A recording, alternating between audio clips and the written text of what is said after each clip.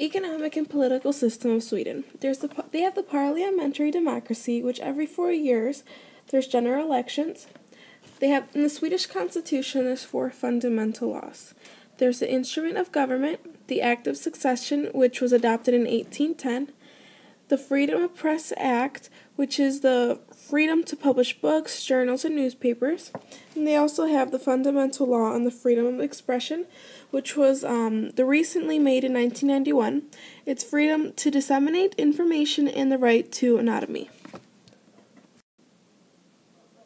Demographic pressures. The life expectancy rate in Sweden is 80 to 84 years old. 19.4% of the country's population are 65 and older. They have the largest elderly population. Health and medical care in Sweden are shared by the central government. The Health and Medical Service Act regulates the responsibilities of the county councils and municipalities and gives local governments more freedom in this area. The Rights of Children, United Nations Children's Fund. They also have an organization called the Ombudsman for Children. The government agency is tasked with representing children regarding their rights and their interests. The unemployment rate in Sweden is 8.5%. Refugees and IDPs. Sweden refugee policy has very high standards. They offer Syrian asylum seekers permanent residence and a chance to resettle.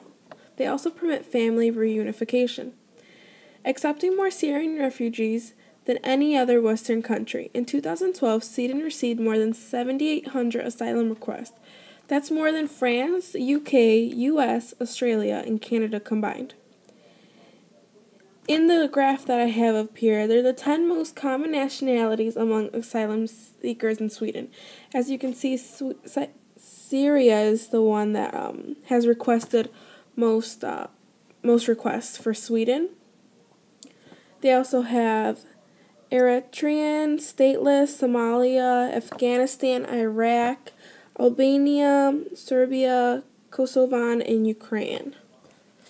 So as you can see, a lot of people really are trying to get in to Syria's refugee camp.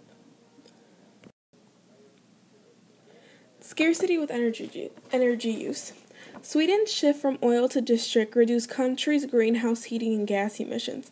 80% of the heat and water is to Sweden's apartment blocks.